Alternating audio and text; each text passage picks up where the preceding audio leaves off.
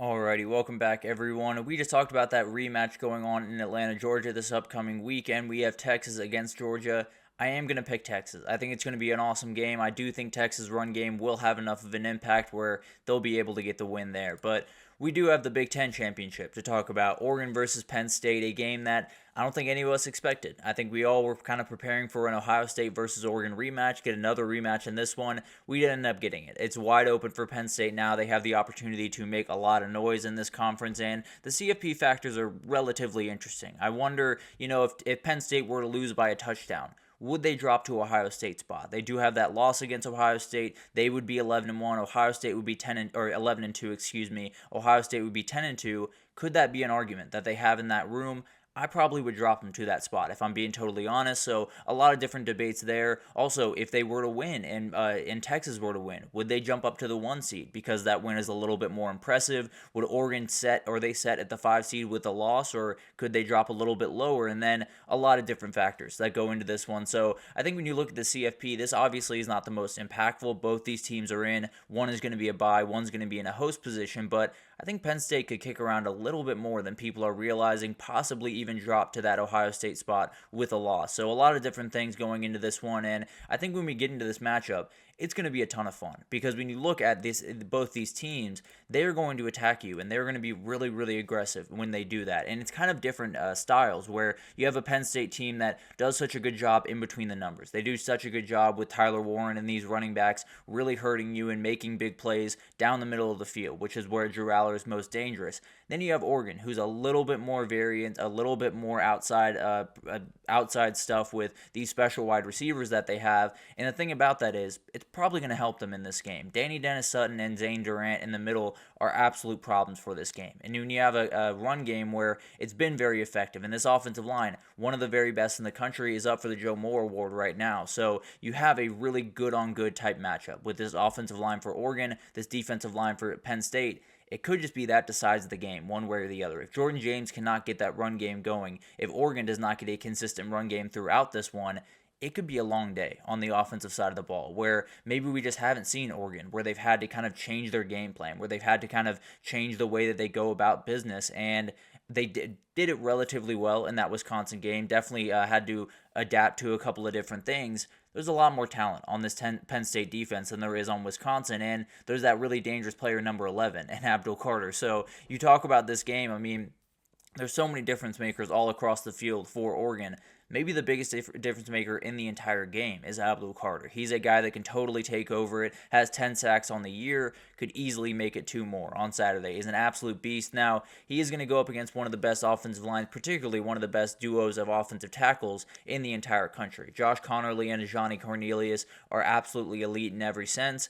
It's going to be a battle. It might just be one of the biggest battles in this game where you have one-on-one. Whoever wins that battle every single down is going to put their team in a really, really good position to win. And I think Abdul Carter is one of those players where it doesn't have to be perfect. It doesn't have to be super pretty for Penn State. If number 11 is going to make a play late in this game, you have a lot of margin for error in the sense that not a lot of people do against Oregon, but you definitely have a little bit more margin for error because you have the foundation. You have the 2 running backs, Nick Singleton and Katron Allen, number 23 in the country in rush yards per game. You have the ability at the front of your defense and your defensive line. You have a ton of guys on that back end, including Jalen Reed, that can make some plays.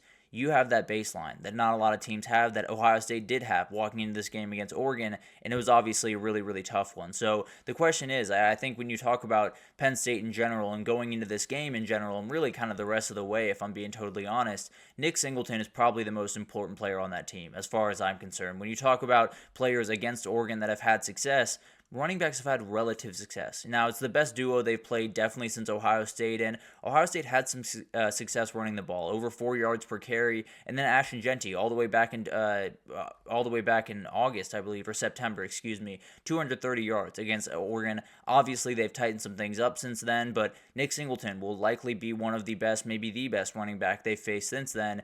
It's going to be a load to deal with. There's no doubt about that, and that's probably the way Penn State's going to have to win this game. You're probably not going to beat Oregon deep, at least consistently. You'll be able to get a couple of plays if I had to imagine, but when you talk about this Penn State offense, It's more about just staying on schedule. It's more about making the play right in front of you, getting it to Tyler Warren, getting it to these running backs, and letting them make plays and not really pushing the ball downfield. Well, I don't want to say that. They definitely do push the ball downfield a relative good amount. They've kind of pulled away from that just a little bit throughout the year. So it's definitely going to be really interesting to watch all of this unfold. For Penn State, it's probably going to be the run game that decides this one way or the other. For Oregon, it's probably going to be the pass game, if we're being totally honest. Evan Stewart and Tez Johnson are absolute problems on the outside, and Penn State, they're 7th in the country in pass yards allowed per game. So another good-on-good matchup. Frankly, everything on the Oregon offense and the Penn State defense is going to be a good-on-good matchup. I am a little bit worried about that Penn State back end against these elite athletes, against the speed that they have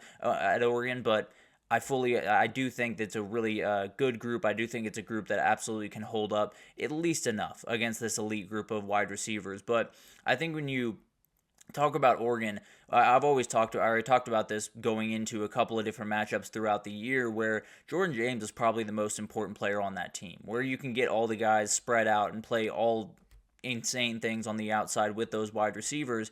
You have you have a guy in the backfield in Jordan James, as well as Noah Whittington back there, that can make a lot of big time plays. And when I think when I talk about Oregon, there's so much of this air of they got to make that big play. They got to hit the deep one over the middle of the field. They got to hit that deep crosser, or they're not going to be successful. If they can get that 3 yards, then 4 yards, then 3 more yards, it's going to be a ton for Penn State to deal with. And this offensive line especially is going to be able to lean on this defensive line just a little bit more aggressively. So this is going to be an incredible matchup. I think there's so much good on good in this matchup that it's kind of hard to see a really aggressive edge one way or the other. Definitely going to be a really incredible one to watch. And Penn State was given a massive opportunity by Michigan last week. They were given the chance. They don't have to worry about missing the playoffs. You get to win a big game here. You can possibly kind of change the narrative around Penn State this year. Say, we are a team that can compete with the elite teams in the country, not just one that got a little bit lucky to find their way into the Big Ten Championship, and now is kind of playing with house money. So it'll be interesting to watch what happens there. For Oregon, you've been the best team pretty much the entire year. You've been one of the best teams in the country, and you're the only undefeated team in the FBS.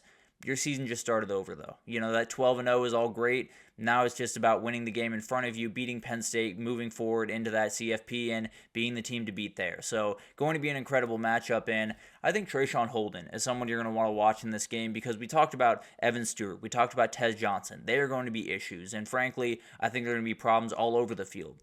Trayshawn Holden can make that game-changing play. He can make the play downfield that totally changes the complexion and totally changes the way that Penn State has to attack this game, which is not at all what Penn State wants to do. They want to stay on the schedule. They want to make sure that they're making the play right in front of them, and they don't have to push the ball downfield, at least excessively. They love to make those plays downfield, don't get me wrong, but they don't necessarily want to do it every single play. They don't want to have to push it 15 yards downfield and then go right back to that where you have to find Omari Evans or find Harrison Wallace on the outside. And the way that starts is really the Oregon offense. If they're able to put pressure on Penn State and make a couple of big time plays, then maybe Penn State has to totally throw away their game plan and think of something different. And then Jamari Caldwell, the very talented defensive tackle for Oregon. Penn State's going to run the ball. One way or the other, they're going to have to find a way to run the ball in this game. If they can't do it in between the tackles, it's going to be a really long day. Not to say that they don't have the athletes on the outside to make some plays, but it is to say if they don't have that run game rolling, and if they don't have it moving downhill, and they don't have that offensive line being able to get push, it's going to be one of those days where Drew Aller just has to make all the plays in the world. That has not gone all that well for Penn State in the past. If he is going to do that, though, Omari Evans is going to be a huge player for him. He is a massive player, definitely a guy that kind of showed up a little bit late in the season, has been a big-time player for them the last couple of weeks, and when I look at this game, Penn State just needs a difference maker on the outside. They need a guy, whether it's Harrison Wallace or Omari Evans or Julian Fleming. They need someone to take attention. They need someone to make sure that number 44 can get open, because that is your game changer. That is a guy that can totally flip this thing on its head. Omari Evans is kind of just the supplemental piece to make sure that stuff opens up. And then you got A.J. Harris on the back end of that Penn State defense. I talked about it. I'm a little bit worried about the corners for Penn State in this game. I think they're plenty talented to handle the business. These athletes are different. The speed of these guys are different. The route running of these guys are different. So are they going to be able to hold up? And if anyone is, it's probably going to be A.J. Harris. Maybe a couple of big-time plays from him against Evan Stewart or against Tez Johnson can be the difference in this one. But Some keys to the game, especially for Oregon, I think you attack this back end. I'll be totally honest. I don't think there's a back end really in the country that can fully slow down this Oregon passing attack. Now, there's definitely some that are a little bit more equipped, and I think the Penn State one is a little bit more towards that. Now, they did give up over 300 yards passing to USC. They did give up a couple of big-time plays to Ohio State. So maybe there's that opening for Oregon, and frankly, they're a scarier pass offense than both of those. So it's definitely going to be really interesting to see what Penn State can do in this game. And if you're Oregon, I think I would just trust my guys. You have two of the best receivers in the country. I would just let them do their thing on the outside. And then on the other side, I would trust my corners against their wide receivers because I don't think they have many game changers there. I think they have good players in Harrison Wallace and Omari Evans and a couple other guys. They don't have game changers. They do at running back. They do at tight end. You got to make sure you have guys to cover all of those guys. Worry about those guys first. Worry about Nick Singleton on Katron Allen and Tyler Warren, and then worry about everyone else. And then get to the wide receivers because the reality is you're probably going to be able to win a lot of these one-on-ones when you have Jabbar Muhammad on the outside with these wide receivers. It's all about stopping number 44 and those two running backs. And then the mental toughness of the team is going to be tested on Saturday and really throughout the rest of the season because they've been incredible at it. The first part of this year, we've seen a couple of those speeches from Dan Lanning, been absolutely incredible to watch. But it's definitely one of those things where everything gets a little bit tougher here. Everything gets a little bit more tight. Everything gets a little bit more calculated in. You got to be a little bit more mentally tough. It's going to be a huge test for this team that has been in these situations, has played in a Pac-12 championship, but this is a little bit different. This is a chance to win this one, be the team to beat in the CFP, and be a team that everyone's watching going forward as a program. So a huge one this Saturday, and I think just the mental toughness of Oregon is going to be tested this game and the rest of the way this year. And then for Penn State, throw the first punch. That is a huge part in this game because Oregon's been so good about staying on schedule, about doing things the way that they want to do them. Wisconsin got a little bit away from them. Ohio State, obviously, they had to make some adjustments, but the reality is they've been playing their game pretty much the entire year. If Penn State were to throw the first punch, get up 7, get up 14, would Oregon get a little bit tight? Would we talk about that mental toughness where they haven't necessarily been in that situation, where they've been down in games, they haven't been kind of buried in games early? So it's definitely something to watch where maybe Penn State can throw that first punch, get up by 14, and then Oregon panics just a little bit like they haven't this year, and then eliminate big plays. That's all you have to do. Make sure these wide receivers are in front of you. Make sure you tackle them when they get the ball because they're nightmares. They're one of those teams that it's a game where you are never safe. Even if you're up 14 early in this game, one play from Evan Stewart, one play from Tez Johnson can totally change this thing. You got to keep these guys in front of you. Do everything you can to keep them in front of you. Do everything you can to make them earn that 5 yards, that 10 yards on third down. And if they can't, then you have a really good opening there. So I think when you talk about this Oregon team, they have every ability to sustain drives, to do the thing where they get 3 yards, then 3 yards, then 4 yards.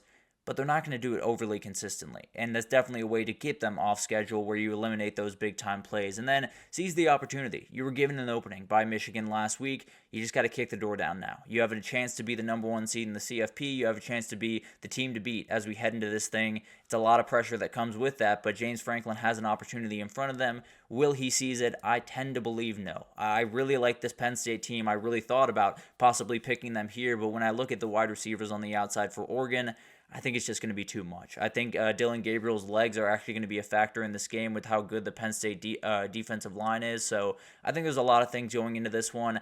I just couldn't pick against that Oregon team right now. I wouldn't be surprised by any means if Penn State were able to pull it off, but the way I look at it right now, those Oregon wide receivers are going to be a problem, and I'm not sure Penn State has the firepower to keep in this game. So I'm going to pick Oregon in that one. I'll pick 2 new champions in Texas and Oregon to win their conference in the very first year, but now it's time to get to the ACC Championship, maybe the most impactful in terms of the CFP this upcoming weekend, and we'll break it down right after this.